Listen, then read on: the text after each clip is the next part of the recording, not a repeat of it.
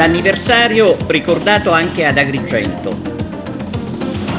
Premiati studenti meritevoli. Ad Agrigento verso un nuovo contratto, il sindaco incontra i tecnici del CONAI. Tanta commozione e un lungo applauso ai funerali della giovane mamma Ilenia Bonanno. Il Consiglio Comunale elegge i propri rappresentanti al Consiglio dei Comuni. Al via la campagna abbonamenti dell'Akragas.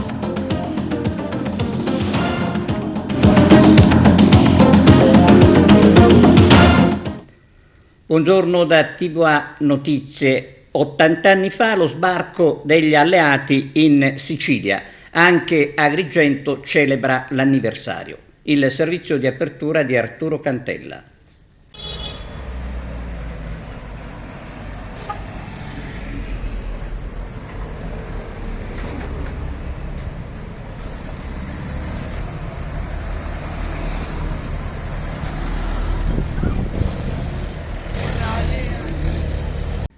«1943-2023, 80 anni dallo sbarco, anche la nostra città celebrerà l'80° anniversario dello sbarco degli alleati in Sicilia durante la Seconda Guerra Mondiale con diverse iniziative. A partire di oggi l'Associazione Nazionale Bersaglieri, la sezione di Agrigento, in collaborazione con altri enti e associazioni, ha commemorato l'anniversario di una pagina della storia decisiva e dolorosa. Questa mattina, infatti, dalle 10 in poi, al Viale della Vittoria in via Atenea, c'è stata la sfilata dei mezzi militari d'epoca, rievocatori, mentre questa sera alle 18 al Circolo Empedocleo è prevista una commemorazione dei caduti nei bombardamenti con un convegno a cui parteciperanno diverse autorità civili e militari. Mentre nella giornata di domani a Villa Bonfiglio alle 17:30 ci sarà la deposizione di una corona al monumento ai caduti e si continuerà alle ore 18 al Museo Archeologico Griffo con l'inaugurazione di una mostra sui bersaglieri e una conferenza sul tema Il giorno della resa, ovvero il giorno in cui Agrigento è capitolata, che fu il 16 luglio dopo 7 giorni di combattimenti. Sono venuti dal Belgio proprio in occasione dell'80° dello sbarco in Normandia per quanto riguarda il loro territorio, e qui noi abbiamo commemorato lo sbarco che c'è stato anche in Sicilia. Grazie per aver avuto questa brillante idea. Noi come amministrazione comunale abbiamo subito sposato questa iniziativa perché sembrava doveroso voler anche ricordare i nostri morti, sia i morti americani ma anche i nostri morti italiani, tantissimi italiani. Io tra questi ho avuto anche mio nonno che proprio in occasione della difesa e durante la Seconda Guerra Mondiale purtroppo anche a perso la vita, quindi per me è un qualcosa anche di molto emozionante questa mattina. Grazie ancora a Liliana e grazie a tutti i ragazzi per essere venuti, anche il sacrificio è stato grandissimo affrontare questo viaggio. Il nostro lavoro è un lavoro di memoria. Il lavoro di memoria per noi è non fare dimenticare tutti quelli che sono venuti per salvare, per venire qui, per salvarvi dall'occupazione, e non dimenticare anche gli italiani che sono morti per questa libertà, e non fare dimenticare ai nostri figli, ai nostri nipoti che la libertà c'ha un prezzo e che la guerra esiste sempre.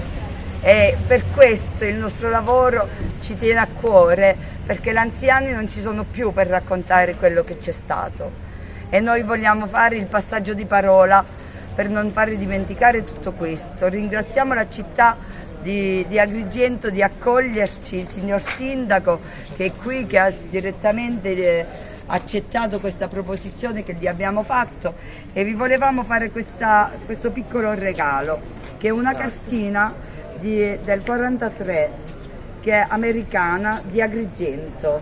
Grazie. 1943, è una cartina del 1943. Siamo 26, 23 uomini e 3 donne dell'American Red Cross, della Croce Rossa americana. Noi abbiamo fatto imbarcare i nostri mezzi, che sono delle Jeep Willys del 42, tutte originali, li abbiamo fatti imbarcare e li abbiamo recuperati a San Biagio Platani. Siamo partiti da San Biagio Platani per andare fino a Licata. Da Licata siamo partiti a Gela, da Gela abbiamo fatto Porto Empedocle, siamo venuti oggi qui ad Agrigento, dopo Agrigento andremo su Sant'Angelo Muxina. E Arturo Cantella ha intervistato Calogero Conigliaro, presidente di Sicil Storie, sui treni armati in difesa della Sicilia. Vediamo. Calogero Conigliaro oggi è presente qui anche perché voi siete tra gli organizzatori di questo evento. Parliamo un po' di questa vostra presenza e di quello che state facendo anche da un punto di vista editoriale.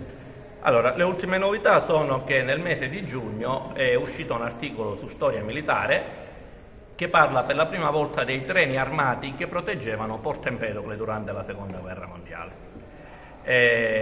Sono stata presente, diciamo, in tutte le edicole italiane, una bella soddisfazione, l'abbiamo realizzata io con Todaro, in particolare si è occupato delle ricerche fotografiche.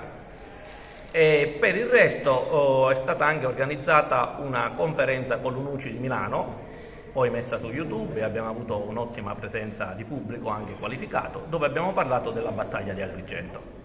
Quindi continuiamo a lavorare, vogliamo dare un contributo verso il Museo Diffuso, che è un'idea patrocinata dallo Stato Maggiore dell'Esercito, di realizzare dei percorsi sullo sbarco alleato in Sicilia, come quelli che già sono in Normandia, e l'iniziativa di oggi del Comune di Agrigento certamente va in questa direzione. Nei prossimi giorni ci saranno altre iniziative organizzate dall'Associazione Nazionale Bersaglieri con altri soggetti, tra cui Sicil Storia, e ci sarà il 17 il generale Scardino qui a Palazzo di Città con un convegno dove parleremo della battaglia di Agrigento. Un incontro proprio sullo sbarco del 1943 si è tenuto all'Ars. Sono trascorsi 80 anni da quel 10 luglio del 1943, quando gli alleati sbarcarono in Sicilia. Cosa ricordiamo di quel giorno e cosa rimettiamo in discussione? Lo ricordiamo quel giorno come un giorno di svolta della storia mondiale e anche della storia italiana, perché di lì a 15 giorni il fascismo sarebbe crollato, il regime fascista. Potremmo forse dimenticare questa leggenda secondo cui un fatto così straordinariamente importante della storia mondiale sia stato provocato da un accordo inverosimile e falso alle fonti tra le autorità militari americane e la mafia. Stasera si parla proprio esclusivamente di questo aspetto, del mito del complotto, no? Lo sbarco è stato un evento di portata gigantesca, prima volta che le forze alleate mettono piedi su territorio nemico, no? Dell'asse. E quindi l'inizio della liberazione dell'Europa dal nazifascismo. Questo già di per sé andrebbe festeggiato, ma non lo si festeggia bene attraverso complottismi della serie del mito del patto mafioso per lo sbarco. I media recepiscono questa idea e in alcuni momenti decisivi, negli anni 70 ma anche negli anni 2000, torna questa idea che, diciamo, dietro ci fosse la mafia, Lucky Luciano con un suo fazzoletto ricamato con la sua iniziale, eccetera. Di volta in volta poi questo mito serve a varie cose. Negli anni 70 lo si utilizza in chiave soprattutto anti-americana, di controinformazioni, in un film penso anche coraggioso per molti versi come Il sasso in bocca, mentre invece penso al film di Piff, In guerra per amore, dove invece è una specie di inizio di tutti i mali della Repubblica Italiana. Ecco, come tutti i complotti, l'idea del grande patto, del grande complotto fra mafia e Stati Uniti per dare sostanzialmente da subito, dal 1944 addirittura, il governo della Sicilia alla mafia, serve ad autoassolversi. Le ricorrenze storiche sono occasioni importanti per fare riflessioni e per farle possibilmente a mente fredda e senza il portato dell'emozione o di ciò che in qualche modo diviene verità semplicemente perché si dà per scontato. Cambiamo argomento, premiati ad Agrigento al liceo Empedocle studenti tra i più bravi. Arturo Cantella. Liceo Classico Empedocle, oggi si consegnano i diplomi ai ragazzi più meritevoli e non solo, ma anche due premi importanti, il Finazzo Gro e quello dedicato a un ex dirigente scolastica, la dottoressa Buscemi. Sì, assolutamente, oggi è una giornata particolarmente significativa per il Liceo Classico e Musicale Empedocle perché festeggiamo i nostri studenti, festeggiamo i nostri neodiplomati consegnando loro simbolicamente appunto il documento che attesta la fine del loro percorso scolastico, ma l'inizio di un nuovo e altrettanto impegnativo percorso di vita che sarà quello universitario. Quindi siamo in un passaggio del testimone importante che vede proprio i nostri ragazzi al termine di una meta significativa durata ben 5 anni. Li abbiamo accompagnati dai 13 ai 18 anni con cure amorevoli, affettuose, in un ambiente assolutamente protetto quale è quello appunto scolastico, però adesso diamo loro anche il via perché possano appunto sciogliere le vele e prendere il largo, accompagnati dalle loro famiglie che sono qui anche per poter in qualche modo applaudirli insieme a noi, perché questo momento non sia un momento autocelebrativo o autoreferenziale, ma semplicemente un rito di passaggio dove noi apriamo le porte poi a quella che è la vita adulta, che in effetti comincia già dai banchi di scuola, ma che avrà modo e tempo per proseguire al di fuori di queste mura, al di fuori di questa città.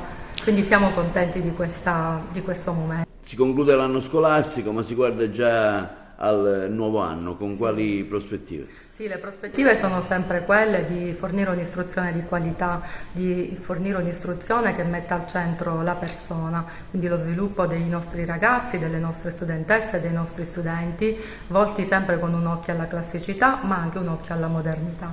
Quindi grazie anche ai fondi del PNRR stiamo cercando di adeguare strutturalmente il nostro edificio, già comunque abbastanza all'avanguardia, per poter poi elaborare insieme ai nostri docenti, sempre così competenti, quelle che sono le professioni del futuro e fornire ai nostri studenti la carta d'identità per inserirsi concretamente nel mondo universitario e nel mondo del lavoro. Ci saranno nuovi indirizzi?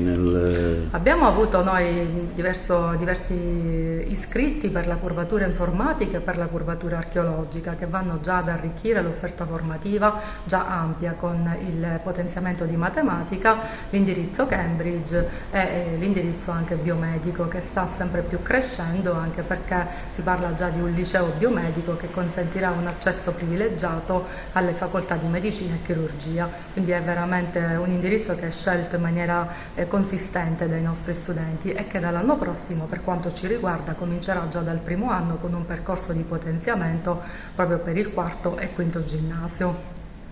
Un approfondimento sui premi, sono stati consegnati secondo alcuni criteri e a chi? Sì, come ogni anno abbiamo avuto il premio del professor Alessandro Finazzi Agro che ha istituito ben 12 anni fa per ricordare un ex alunno del liceo classico e che tra l'altro è stato anche sindaco di Agrigento, quindi è un premio che va proprio allo studente più meritevole del liceo classico. Quest'anno è stata una studentessa e la studentessa appunto Chiara Infantino. Per quanto riguarda invece il premio Maria Teresa Buscemi, è stato istituito lo scorso anno dalla famiglia per ricordare la loro congiunta prematuramente scomparsa, la dirigente scolastica Teresa Buscemi, e quest'anno andrà allo studente Riccardo Avanzato, lo studente più meritevole questa volta però del liceo musicale.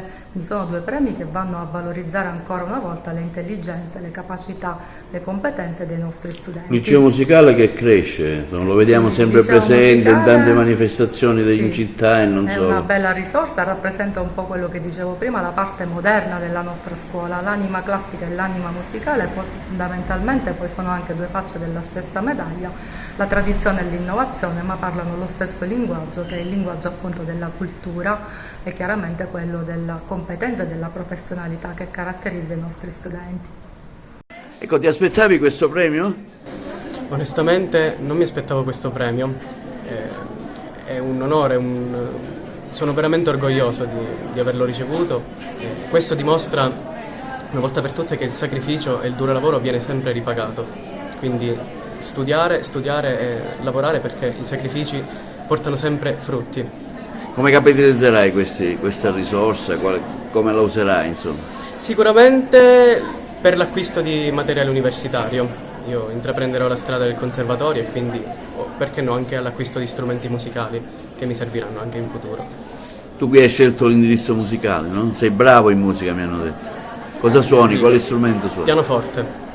Quindi sarà una carriera musicale la tua? Speriamo brillante. Allora, questo premio è un premio importante che, diciamo, anche per la tua vita scolastica e per la tua carriera. Che emozioni provi e come destinerai questa cifra che hai vinto oggi, 1.000 euro? È un'emozione grandissima ed è molto gratificante perché mi ripaga di tutti i sacrifici profusi nello studio ed è la prova tangibile del fatto che alla fine del proprio operato c'è sempre un frutto nel sacrificio e nell'impegno. È un premio che sicuramente utilizzerò nei miei studi universitari. E parliamo adesso di rifiuti. Si va verso un nuovo contratto per la raccolta ad Agrigento.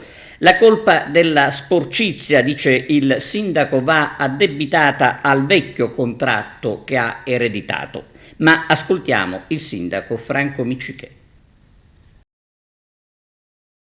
In previsione della scadenza del contratto per la raccolta dei rifiuti, la differenziata più gli altri servizi collaterali, finalmente oggi, incontrando i tecnici del CONAI e gli ingegneri competenti, abbiamo discusso su come deve essere il nuovo contratto per la nettezza urbana agrigentina, quello che ho sempre auspicato io, perché finalmente questo contratto capestro che ho ereditato e che è in atto mi ha reso Agrigento molto sporco, con un decoro urbano scadente, finalmente possiamo sovvertirlo.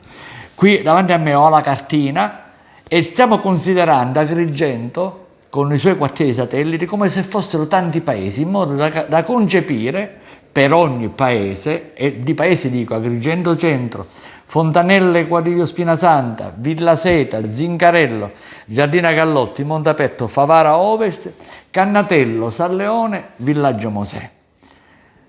Ripeto, se noi riusciamo a concepire per ognuno di questi quartieri, considerando come dei paesi, dei progetti che abbiano le esigenze proprio per il territorio, per quel tipo di territorio. Si è parlato anche del CCR, che voglio realizzare un CCR grande, capiente, che possa soddisfare anche le esigenze della nostra città, perché la nostra città è una città che si allarga a macchia di leopardo. Abbiamo questi quartieri satelliti appena descritti che rendono molto difficile quello che può essere lo spazzamento, lo scerbamento. Anzi, a proposito dello scerbamento, nel futuro contratto assolutamente sarà levato dal contratto della nettezza urbana e dello spazzamento. Lo scerbamento sarà affidato ad altre ditte specializzate per questo. Celebrati nella chiesa Madonna della Provvidenza di Agrigento i funerali di Ilenia Bonanno, uccisa dal marito giovedì mattina. Una folla commossa e lacrime ha atteso l'uscita della bara dalla chiesa. A seguire il feretro i figli di Ilenia, tanto il dolore nel volto di tutti i presenti.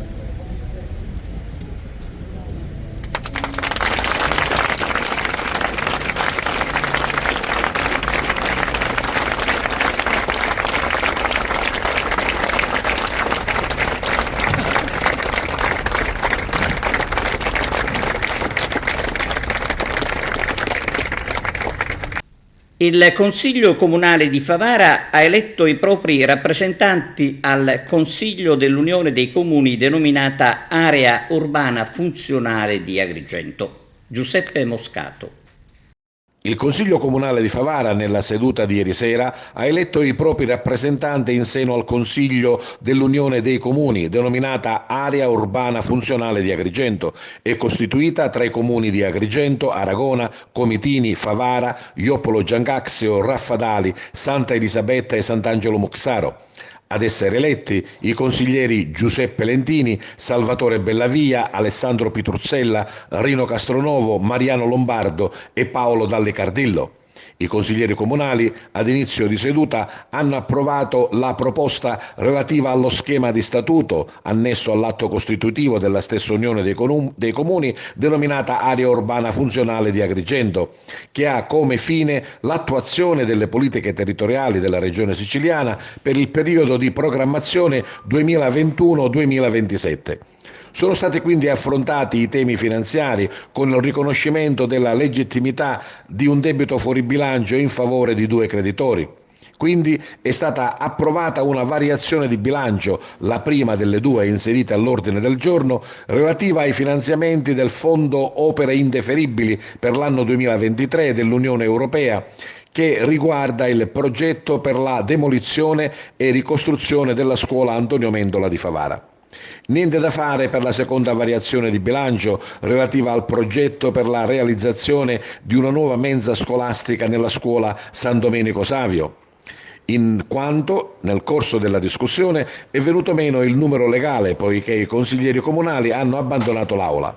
Niente numero legale anche all'appello chiamato dopo un'ora dalla Presidente Miriam Mignemi, per cui la seduta riprenderà questa sera in seconda convocazione.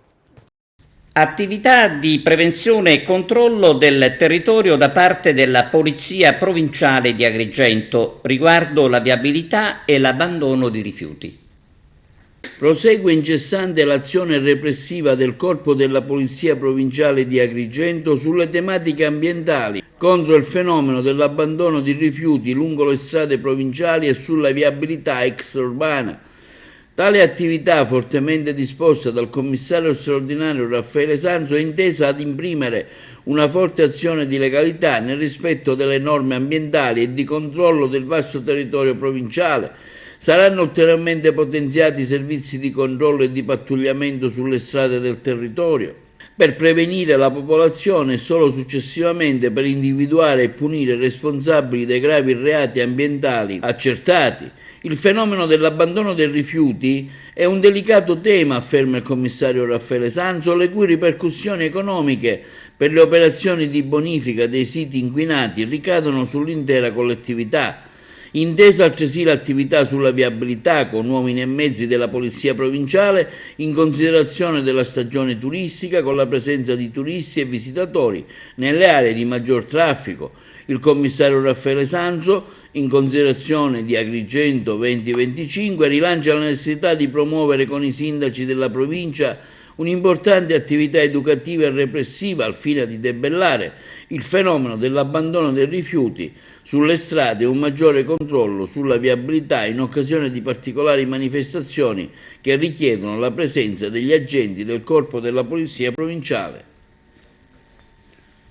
Si terrà a Comitini il 29 e il 30 luglio la terza edizione della Sagra del Cacciatore.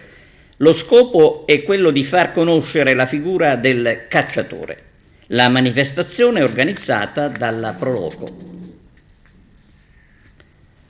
Ancora incendi in Sicilia. Ieri abbiamo parlato dei roghi che hanno interessato anche la provincia di Agrigento. Oggi a prendere fuoco è un impianto di stoccaggio di rifiuti a Torrenova in provincia di Messina.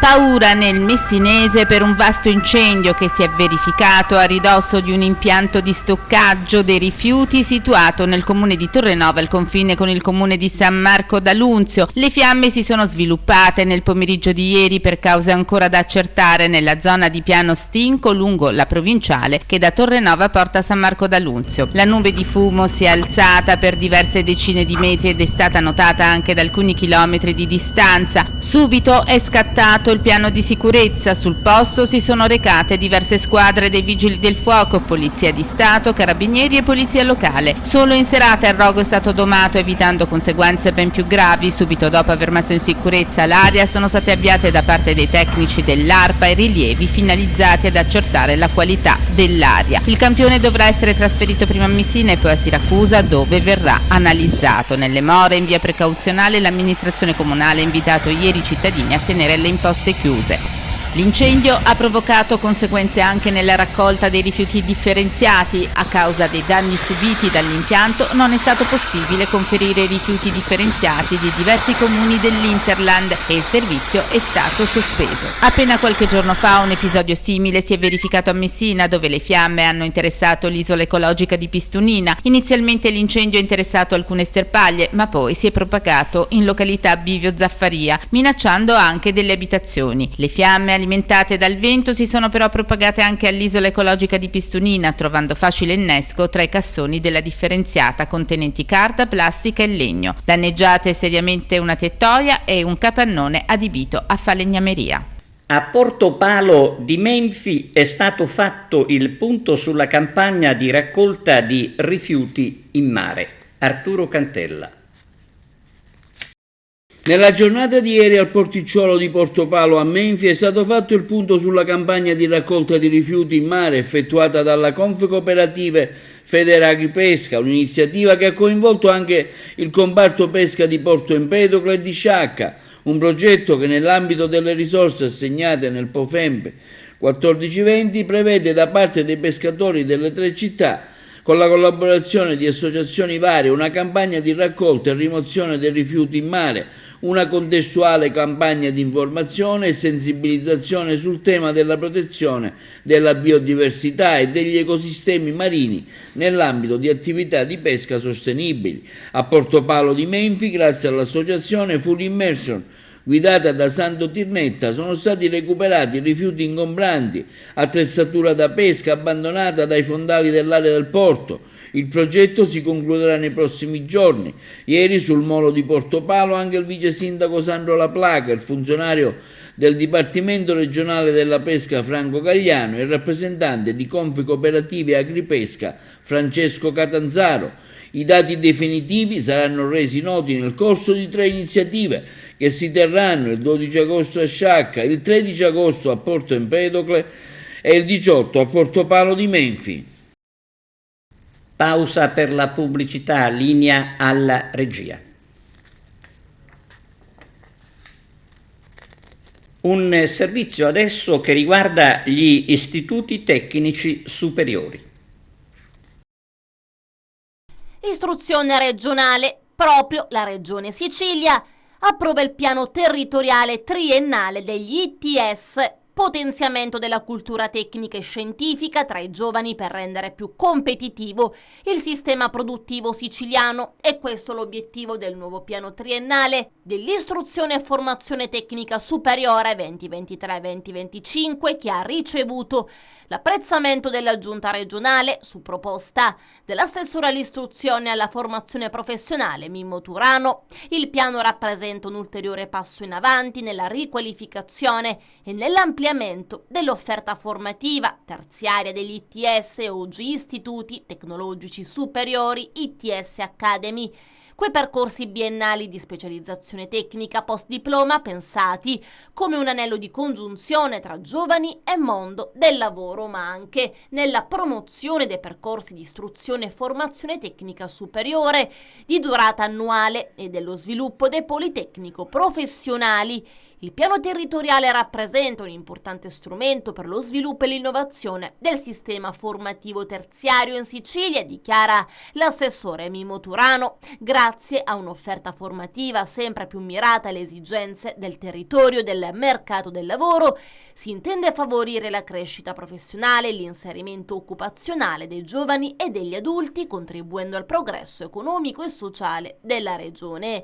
Nel dettaglio si punta a rafforzare il sistema regionale degli ITS, perseguendo due direzioni principali: investire nel consolidamento delle fondazioni esistenti, potenziando e innovando l'offerta formativa, allargando il numero di soggetti operanti sul territorio, e consolidare il legame tra le fondazioni e le imprese, promuovendo un dialogo stabile per assicurare un'offerta formativa coerente con le esigenze del sistema produttivo, sia in termini di competenze tecnologiche che di innovazione dei processi e dei prodotti. Gli obiettivi specifici del piano includono il potenziamento dell'offerta di percorsi di specializzazione tecnica superiore per giovani e adulti, la promozione dell'istruzione tecnica e professionale nel settore tecnico e scientifico, il rafforzamento della collaborazione con il territorio, le imprese e le sedi della ricerca scientifica e tecnologica, la promozione dell'orientamento verso le professioni tecniche, il sostegno all'aggiornamento e alla formazione dei docenti, la promozione di politiche attive del lavoro. Si mira a sviluppare competenze per la transizione digitale, favorire la mobilità degli studenti e degli insegnanti, promuovendo scambi e partenariati con istituzioni nazionali e internazionali. Per quanto riguarda la collaborazione con le imprese, il piano prevede l'istituzione di tavoli di confronto e di progettazione con le realtà produttive del territorio al fine di individuare le competenze richieste dal mercato del lavoro e di adeguare l'offerta formativa di conseguenza. Saranno promossi anche stage formativi presso le imprese in modo da favorire l'inserimento dei giovani nel mondo del lavoro. Infine si prevedono azioni di sostegno all'aggiornamento e alla formazione dei docenti al fine di garantire un'offerta formativa di alta qualità. Una notizia di sport: a partire dal 15 luglio sarà possibile sottoscrivere l'abbonamento per la stagione 2023-2024 per seguire all'Esseneto le partite dell'Acragas. Come voi tutti sapete, ci accingiamo a espletare le formalità per l'inizio della nuova stagione calcistica 2023-2024 e una delle prime cose da fare, anzi che è stata fatta, è l'iscrizione al campionato di Serie D, che già noi abbiamo provveduto, abbiamo pagato tutto quello che era necessario pagare e abbiamo anche fatto tutti gli adempimenti di Lega per permettere all'Acragas di iscriversi nel campionato nazionale dilettanti di Serie D. Abbiamo anche coordinati con l'area tecnica, con il direttore generale, con i dirigenti e con il direttore sportivo Russo addentrarci all'interno della campagna acquisti. Riteniamo che fino ad ora abbiamo fatto una campagna acquisti importante e ci mancano poche figure per completare la compagine che disputerà questo campionato, però tirando un po' le somme riteniamo che siamo assolutamente soddisfatti di quello che abbiamo fatto fino ad ora. Poi è necessario anche il coinvolgimento della città, per cui abbiamo deciso che da venerdì 15 luglio daremo il via alla campagna abbonamenti, una campagna abbonamenti che io mi auguro sia assolutamente presa in considerazione dalla città calcistica. Noi abbiamo già fatto quelli che sono i preziari per la stagione del 2023-2024, abbiamo la tribuna VIP che sarà anche una tribuna VIP platino, perché destineremo le prime 3 file, partendo da sopra la tribuna, sarà destinata a quei tifosi che ne faranno richiesta e ci sarà un prezzo importante di 500 euro per sottoscrivere l'abbonamento. Poi ci sarà la tribuna VIP normale, il prezzo sarà di 300 euro, poi la tribuna coperta, il prezzo sarà di 200 euro, metteremo anche in abbonamento la gradinata a 130 euro e la curva a 90 euro. Questi diciamo sono i prezzi che noi adotteremo per la campagna abbonamenti, che mi auguro sia abbastanza sentita e acquisita da parte della tifoseria. Poi volevo anche fare un'altra riflessione. Io, come ho sempre detto, ritengo che una squadra di calcio sia un'azienda, per cui dobbiamo creare tutte quelle condizioni per poter, diciamo così, attirare finanza locale verso la società per i progetti in essere e per i progetti futuri. Abbiamo deciso che per fare tutto questo il coinvolgimento della città calcistica, per cui in quei paesi che fanno parte della provincia di Agrigento creeremo l'Agragas Academy e creeremo tutte le condizioni per fare le scuole calcio e il coinvolgimento dei settori giovanili che saranno gestiti da tecnici dell'Agragas. Ecco, questo è un po' il grande progetto che noi vogliamo portare avanti nella provincia di Agrigento, che abbia come diciamo, punto di inizio il capoluogo di provincia, e poi vedremo in seguito quello che succederà. Ecco, queste poche comunicazioni per dare il via e il là a questa nuova stagione, che mi auguro sia una stagione positiva per l'Agragas. Come il terzo anno che noi partiamo, e forse partiamo in sordina, diamo un po' di preoccupazione ai nostri tifosi, ma poi dimostriamo che sappiamo come lavorare bene per portare sempre l'Agragas più in alto. E questo campionato di Serie D mi sembra che già la campagna acquisti, anche se non è completa, sia di grandissimo spessore. Noi ce la stiamo mettendo tutta in questo momento, ce lo stiamo giocando noi il campionato, poi sarà il campo a dare il verdetto. Penso che abbiamo bisogno di grandi tifosi, di nuovi tifosi, della nuova città che si avvicina verso l'Agragas. Abbiamo dimostrato grande unione anche quest'anno per poter portare avanti i colori biancazzurri. Riteniamo che ci aspettiamo moltissimo da questa campagna abbonamenti, sta a individuare l'effettivo sentimento degli agrigentini verso la squadra, quindi mi auguro che ci sia questa grande risposta. Noi siamo pronti e forza Agragas. È tutto, grazie per la vostra attenzione e arrivederci.